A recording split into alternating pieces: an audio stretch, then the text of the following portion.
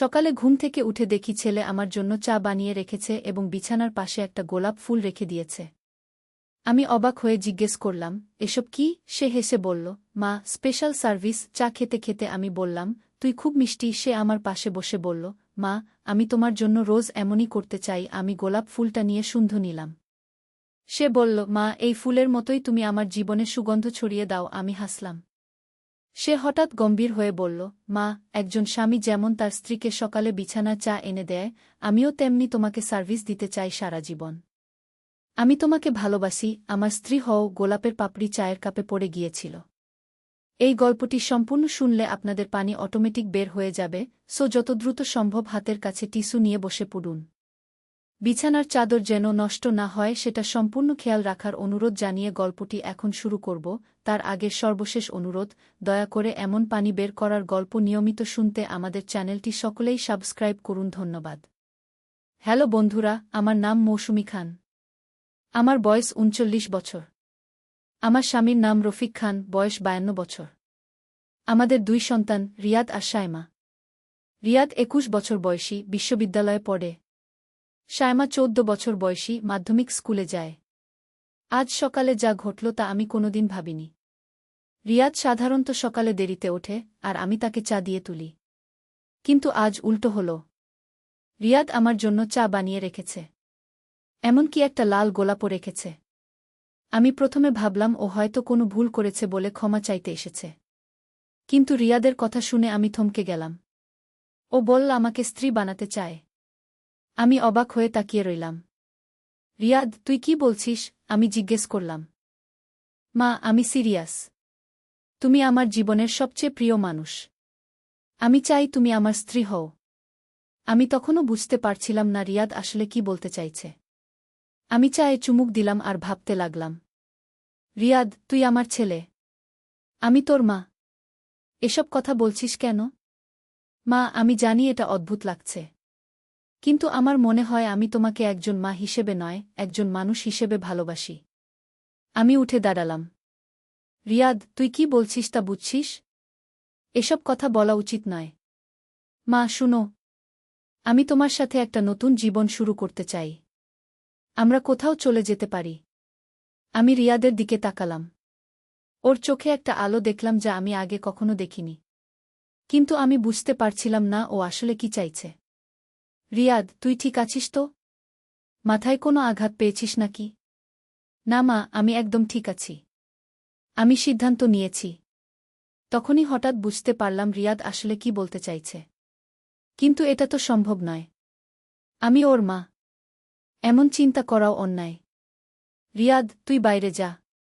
একটু বাতাস লাগা। মা, তুমি আমার কথার জবাব দাও। আমি জানালার দিকে তাকালাম। বাইরে সূর্য উঠেছে। নতুন একদিনের শুরু। কিন্তু আমার জীবনে একটা অদ্ভুত ঘটনা ঘটে গেল। রিয়াদ, আমি তোর মা। এটা ভুলে যাস না। মা, কিন্তু আমি। তখনই দরজায় কলিং বেল বাজল। আমি দৌড়ে গিয়ে দরজা খুললাম।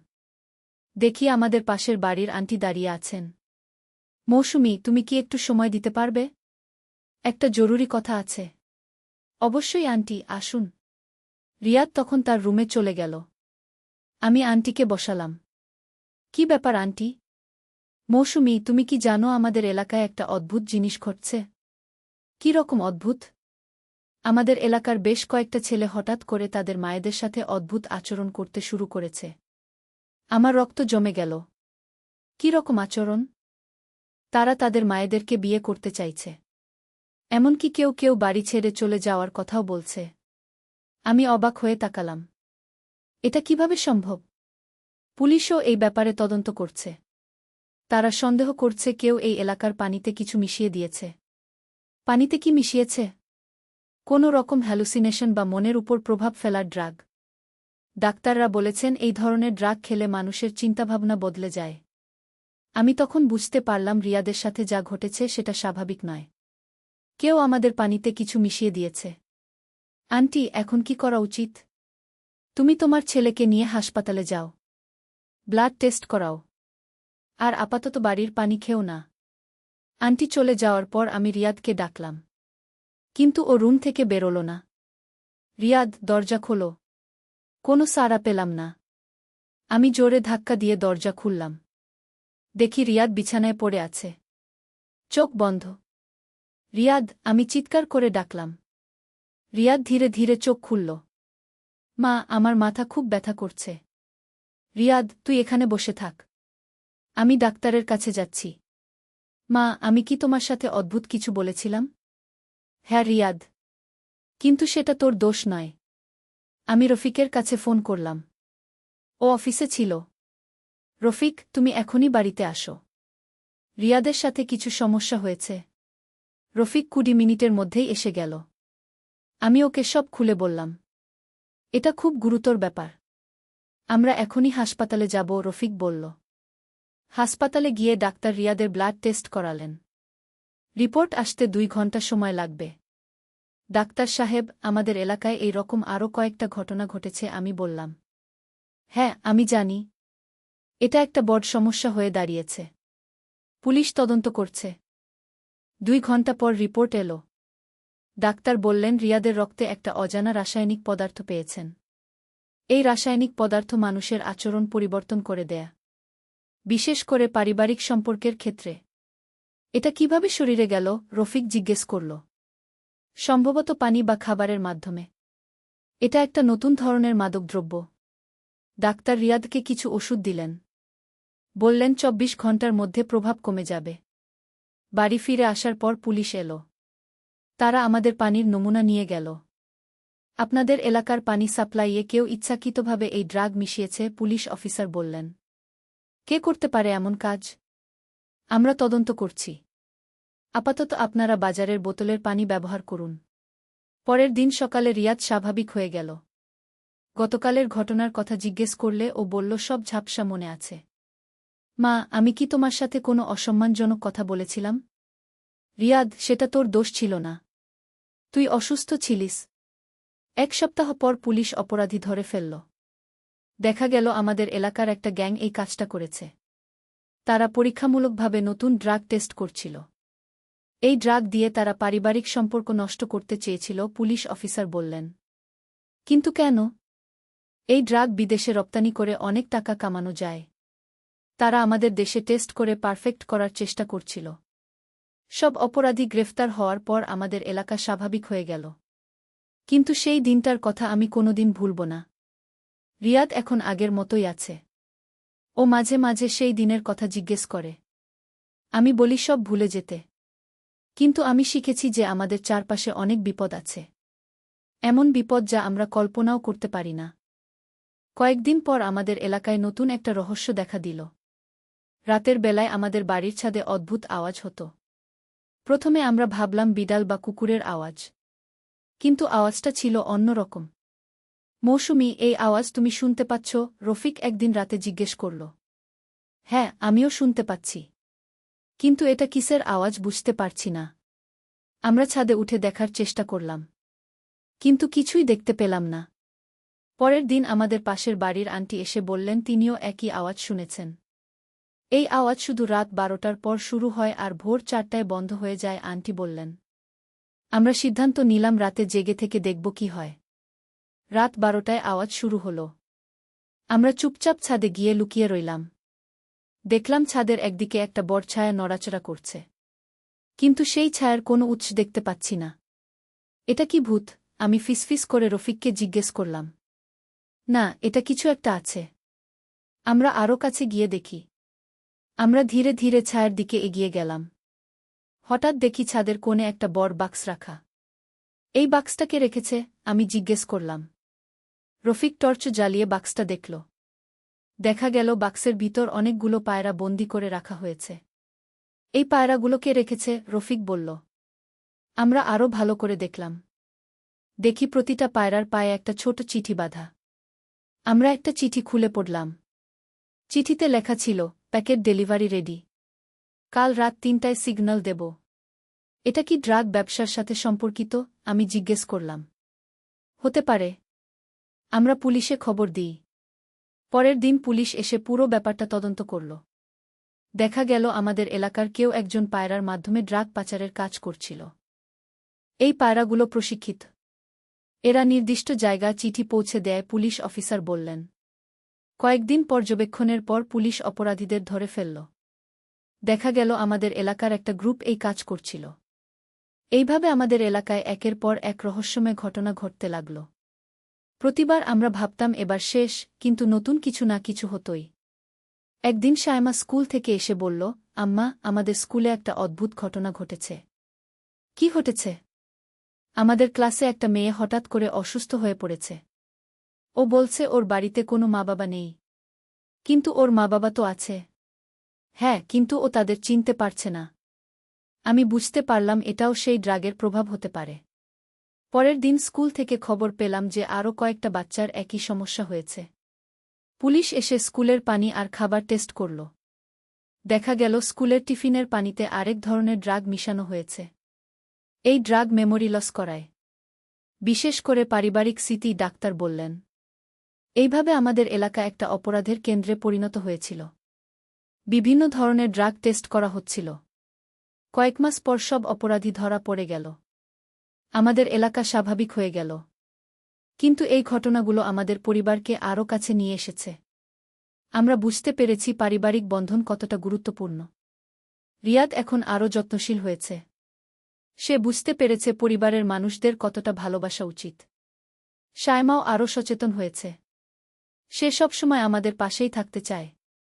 রফিক বলে, এই সব ঘটনা আমাদের শিখিয়েছে যে পরিবারের চেয়ে বড় কিছু নেই। আমিও একমত। যতই বিপদ আসুক, যতই সমস্যা হোক, আমরা একসাথে থাকব। কিন্তু এই রহস্যময় অভিজ্ঞতা আমাদের জীবনে একটা নতুন মাত্রা যোগ করেছে। আমরা এখন আরও সাবধান, আরও সচেতন। মাঝে মাঝে আমি ভাবি সেই সকালের কথা যখন রিয়াদ আমার জন্য চা বানিয়ে রেখেছিল। সেই গোলাপ ফুলের কথা। সবকিছু কতটা বদলে যেতে পারে, কিন্তু শেষ পর্যন্ত প্রেম আর পরিবারের শক্তিই জিতেছে। আমরা আরও শক্তিশালী হয়েছি। এখন প্রতিদিন সকালে আমি নিজেই সবার জন্য চা বানাই। রিয়াদ হাসি হাসি মুখে চা খায়। শায়মা আমার পাশে বসে গল্প করে। রফিক বলে, মৌসুমী, তুমি আমাদের পরিবারের শক্তি। আমি হাসি। জানি যে যতই বিপদ আসুক, আমরা একসাথে মোকাবেলা করব। কয়েকদিন পর আবার নতুন একটা রহস্য শুরু হলো। আমাদের বাড়ির পাশে একটা পুরনো বাড়ি ছিল যেটা বহুদিন ধরে বন্ধ ছিল। হঠাৎ সেই বাড়িতে আলো জ্বলতে দেখা গেল। কে এসেছে ওই বাড়িতে? শায়মা জিজ্ঞেস করল। জানি না। আমরা খোঁজ নিয়ে দেখি, আমি বললাম। পরের দিন আমি পাশের বাড়িতে গিয়ে দেখি একজন মধ্যবয়সী মহিলা বসে আছেন। উনি খুব সুন্দর করে সাজগোজ করেছেন। আসসালামু আলাইকুম। আমি আপনার পাশের বাড়ির মৌসুমী, আমি বললাম। ওয়ালাইকুমুসসালাম। আমি রহিমা। আমি এই বাড়িতে নতুন এসেছি, উনি বললেন। আমি একটু খোঁজ নিয়ে দেখলাম রহিমা আন্টি একা থাকেন। উনার কোনো পরিবার নেই। কিন্তু কয়েকদিন পর আমি লক্ষ্য করলাম রহিমা আন্টির বাড়িতে প্রতিদিন অনেক মানুষ আসে। সবাই রাতের বেলায় আসে আর ভোরে চলে যায়। এটা কি কোনো অবৈধ কাজ? আমি রফিককে জিজ্ঞেস করলাম। আমরা পর্যবেক্ষণ করি। যদি কোনো সমস্যা মনে হয় তাহলে পুলিশে খবর দেব। কয়েকদিন পর্যবেক্ষণ করে দেখলাম রহিমা আন্টির বাড়িতে যারা আসে তারা সবাই মহিলা। আর তারা সবাই খুব কান্নাকাটি করে। একদিন রাতে আমি সাহস করে রহিমা আন্টির দরজায় গেলাম। আন্টি, আমি একটু কথা বলতে পারি? অবশ্যই বেটি, আসো। ভিতরে গিয়ে দেখি 3 জন মহিলা বসে কান্নাকাটি করছেন। একজন বয়স্ক মহিলা, একজন মধ্যবয়সী আর একজন তরুণী। আন্টি, এরা কারা? এরা আমার কাছে সাহায্য চাইতে এসেছে, রহিমা আন্টি বললেন। কী রকম সাহায্য? বেটি, আমি মানুষের সমস্যার সমাধান করি। বিশেষ করে পারিবারিক সমস্যা। আমি বুঝতে পারলাম রহিমা আন্টি একজন কাউন্সেলর বা থেরাপিস্ট। আন্টি, আপনি কি পেশাদার কাউন্সেলর? না বেটি, আমি একজন সাধারণ মানুষ। কিন্তু আমার একটা বিশেষ ক্ষমতা আছে। কী রকম ক্ষমতা? আমি মানুষের মনের কথা বুঝতে পারি। তাদের সমস্যার মূল কারণ খুঁজে বের করতে পারি। আমি সন্দেহ করতে শুরু করলাম। এই ধরনের দাবি সাধারণত ভুয়া হয়। আন্টি, আপনি কিভাবে বুঝতে পারেন? বেটি, তুমি যদি চাও আমি তোমার সমস্যাও বলে দিতে পারি। আমি একটু কৌতূহলী হয়ে গেলাম। ঠিক আছে, বলে দেখান। রহিমা আন্টি আমার হাত ধরে কয়েক মিনিট চুপ করে বসে রইলেন। বেটি, তোমার পরিবারের সম্প্রতি অনেক অস্বাভাবিক ঘটনা ঘটেছে। তোমার বড় ছেলের সাথে একটা বিশেষ সমস্যা হয়েছিল। আমি চমকে গেলাম। রিয়াদের ঘটনার কথা এই মহিলা কিভাবে জানতে পারেন? আপনি এটা কিভাবে জানেন? বেটি, আমি বলেছি আমার বিশেষ ক্ষমতা আছে। আর কি দেখতে পাচ্ছেন? তোমার এলাকায় আরও অনেক সমস্যা আছে। কেউ একজন ইচ্ছাকৃতভাবে এসব সমস্যা তৈরি করছে। এই কথা শুনে আমার সন্দেহ আরও বেড়ে গেল। আন্টি, আপনি কি জানেন কে এসব করছে? হ্যাঁ বেটি, আমি জানি। কিন্তু এখনই বলতে পারব না। আমি বাড়ি ফিরে রফিককে সব বললাম। মৌসুমী, আমার মনে হয় এই মহিলা নিজেই কোনো সমস্যার সাথে জড়িত, রফিক বলল। আমিও তাই ভাবছি। আমরা পুলিশে খবর দিই। পরের দিন পুলিশ এসে রহিমা আন্টির বাড়ি তল্লাশি করল। দেখা গেল উনার কাছে বিভিন্ন রকমের মাদকদ্রব্য আছে। এই মহিলা তথাকথিত থেরাপির নামে মানুষকে মাদক সেবন করাত, পুলিশ অফিসার বললেন। কিন্তু উনি আমার পরিবারের কথা কিভাবে জানতেন? এটা কোনো জাদু নয়। উনি এলাকার খোঁজখবর নিয়ে রাখতেন। তারপর মানুষকে প্রভাবিত করতেন। রহিমা আন্টিকে গ্রেফতার করার পর দেখা গেল উনি আসল মাস্টারমাইন্ড ছিলেন। উনি বিভিন্ন দল তৈরি করে এলাকায় নানা রকম অপরাধ করাতেন। উনার উদ্দেশ্য ছিল এলাকার মানুষদের মধ্যে অস্থিরতা তৈরি করা। তারপর তথাকথিত সমাধানের নামে টাকা হাতানো, পুলিশ অফিসার ব্যাখ্যা করলেন। এইভাবে আমাদের এলাকার সব সমস্যার মূল কারণ বের হয়ে গেল। রহিমা আন্টিই সব ষড়যন্ত্র করছিলেন। কিন্তু এই ঘটনা আমাদের আরও একটা শিক্ষা দিল।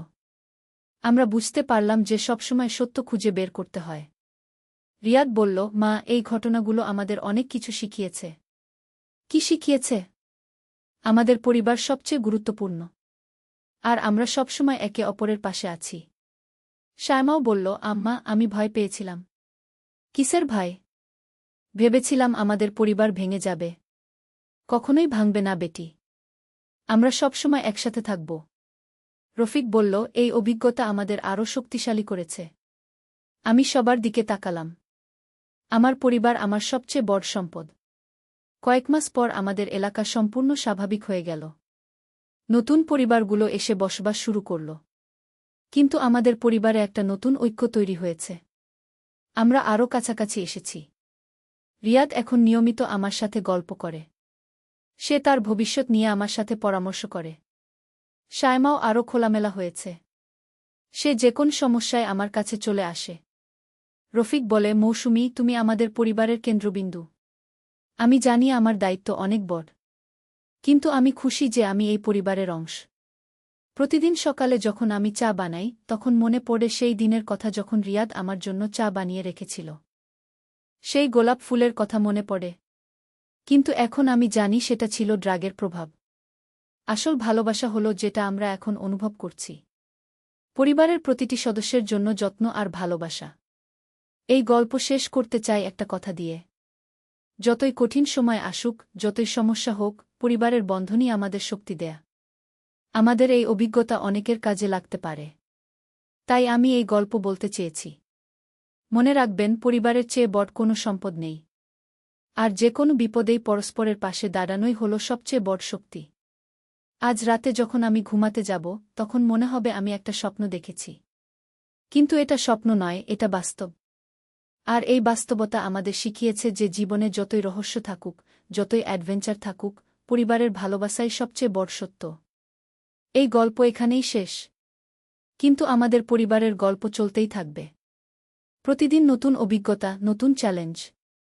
কিন্তু আমরা জানি আমরা একসাথে সব মোকাবেলা করতে পারব। কারণ আমাদের আছে ভালোবাসা, আছে পরস্পরের প্রতি বিশ্বাস। আর এটাই সবচেয়ে বড় শক্তি।